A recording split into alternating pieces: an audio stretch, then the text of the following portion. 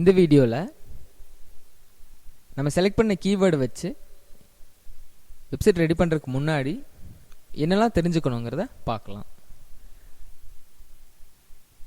நாம் இல்லையானாங்கிற வேர்டை செலக்ட் பண்ணியிருக்கோம். ஸோ அதனால்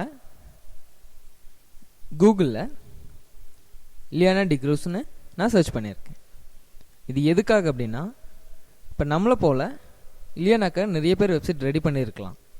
அப்போ அவங்களாம் எந்த மாதிரி வெப்சைட் ரெடி பண்ணியிருக்காங்க, எந்த மாதிரிலாம் ஆர்டிகல்ஸ் அப்டேட் பண்ணுறாங்க, எந்த மாதிரியான வீடியோஸ் ஆட் பண்ணுறாங்க, எந்த மாதிரியான ஃபோட்டோஸ் ஆட் பண்ணியிருக்காங்கன்னு நம்ம ஒன்ஸ் பார்க்குறோம் அப்படின்னா அதிலிருந்து நம்ம வெப்சைட்டை எந்த மாதிரி அப்டேட் பண்ணலான்னு ஒரு ஐடியா கிடைக்கும்.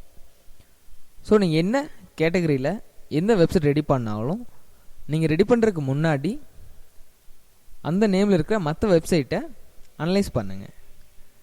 அதுலேருந்து நிறைய ஐடியாஸ் நம்மளுக்கு கிடைக்கும். இப்போ இந்த இல்லையானாங்கிற வேர்டுக்கு பார்த்தீங்கன்னா ஸ்பெசிஃபையாக எந்த வெப்சைட்டும் இல்லை. ஃபேஸ்புக் பேஜ் இருக்குது, விக்கிபீடியா பேஜ் இருக்குது, யூடியூப் வீடியோஸ் வந்திருக்கு. ஸோ இல்லையானாக்காக ஃபேன்ஸ் வெப்சைட் எதுவும் இல்லை. ஸோ நம்ம இல்லையானாங்கிற நேமில் வெப்சைட் ரெடி பண்ணுன்னா ஈஸியாக நம்ம கூகுளில் முன்னாடி கொண்டு வர வைக்க முடியும். ஸோ நீங்கள் ட்ரை பண்ணும் பொழுது இந்த மாதிரி காம்படிஷன் கம்மியாக இருக்கிற வெப்சைட்டை சூஸ் பண்ணுங்கள். அந்த கீவேர்டு மூலமாக ஈஸியாக உங்கள் வெப்சைட்டுக்கு டிராஃபிக்கை ஏற்படுத்த முடியும். ஸோ இந்த வேர்டில் வெப்சைட் எப்படி ரெஜிஸ்டர் பண்ணுறங்கிறத அடுத்த வீடியோவில் பார்க்கலாம். தேங்க்யூ.